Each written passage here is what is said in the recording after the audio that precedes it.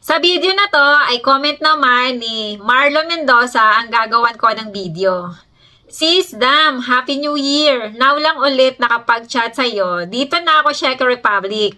Mag 1 month pa lang kami dito. Bali 9 kami lahat na nagbabalak maka-jump dyan sa Spain. Baka naman pwede, wag nyo na akong tawagin na madam. Sis na lang sana ang itawag nyo sa akin. Maraming salamat!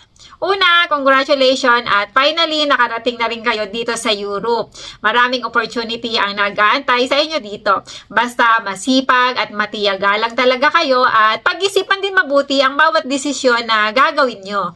Pray kayo bago kayo lumipat dito.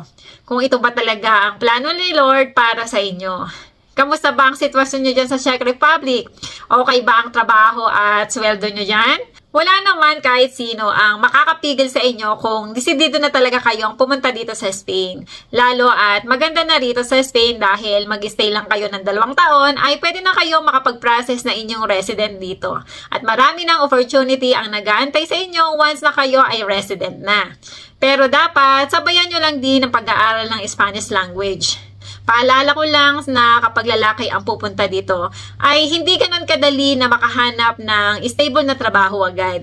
Minsan, kahit babae, nahihirapan na rin dahil sa sobrang dami ng pumupunta dito na iba't ibang lahi. Ito ay hindi para i-discourage kayo na pumunta dito sa Spain. Gusto ko lang kayo bigyan ng kaunting idea para hindi ganoon kataas ang expectation nyo na after a month may maayos at stable na trabaho kayo dito. Maraming mga narito na sa Spain na kapag sila ang tatanungin nyo kung okay ba na pumunta dito ang mga lalaki sa Spain ay ina-advise nila sa mga lalaki na mag-stay na lang kung saang bansa kayo naroroon lalo na kung okay naman ang inyong trabaho or sahod nyo sa lugar o sa bansang kinalalagyan nyo ngayon. Pero syempre may kanya-kanya kayong mga kadahilanan kung bakit mas pinipili nyo na makipagsapala rin dito sa Spain. Basta advice ko lang sa mga lalaki na pupunta dito na magdala ng medyo malaking pera na pang-allowance nyo ng mga pang-ilang buwan. Try nyo magdala ng minimum na 3,000 euro. At ipirin ito hanggat wala pa kayong nahahanap na stable na trabaho. Sa babae kasi hindi ganoon kahirap makahanap ng trabaho kahit paano, lalo kung hindi naman mapili sa trabaho. Good luck sa inyong lahat ha. Sana lang hindi makaapekto sa mga susunod na applicant na nagbabalak din pumunta ng Czech Republic. Ang gagawin yung pag-alis dyan at pumunta dito sa Spain. Bago pala kayo pumunta dito sa Spain, sana ay nakapag-join na kayo sa maraming Facebook group dito sa Spain para makahanap kayo doon ng boarding house or room na matutuluyan nyo. Kailangan ay may nakausap na rin kayo na titirhan bago kayo pumunta dito. No need na mag-send kayo kaagad ng bayad sa bahay na titirhan nyo. Pagdating nyo doon sa bahay na nakausap nyo o doon sa bahay na titirhan nyo, ay saka pa lang kayo personal na magbibigay ng inyong advance payment. Dito sa Spain, advance talaga ang pagbabayad dito. Pero 1 month advance payment lang. Dahil 9 kayo na darating, sigurado na hiwa-hiwalay kayo ng tirahan. Good luck sa inyong paghahanap ng matitirhan.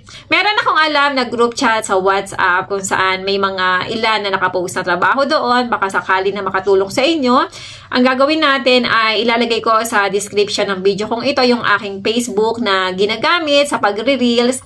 Ngayon ay doon kayo mag-comment kayo doon sa latest na post ko kahit saan doon. Yung mas maganda yung sa latest para makita ko kaagad. Ang i-comment nyo ay paki-add ako sa GC or sa WhatsApp para ma-identify ko kayo kaagad. Huwag kayo mag-comment nung related doon sa video ko kasi hindi ko kayo ma-identify. Hindi ko kayo ma-message. Pang purpose kasi niyan ay makuha ko ang inyong WhatsApp number. Pero kung willing naman kayo na ilagay nyo sa comment ng video ko sa YouTube ang inyong WhatsApp number ay okay lang din naman. Huwag kayong mag-message doon sa akin kasi madalang kong buksan yung aking messenger na yon kasi ginagamit ko lang talaga yon sa pagre-reels. Alam nyo na sa Facebook kapag nag-upload tayo ng mga kung ano-ano sa Facebook kahit pa paano ay kumikita. Kaya marami na sa atin ang mga content creator. Ayan, sa inyong lahat ay good luck ulit. Sana ay enjoy nyo muna ang inyong pag-stay dyan sa Czech Republic bago kayo lumipat dito sa Spain. At sana ay nakatulong ang video ito. Maraming salamat sa inyong patuloy na support at panonood sa aking mga videos dito sa aking YouTube channel. At sana ay magkita-kita tayo dito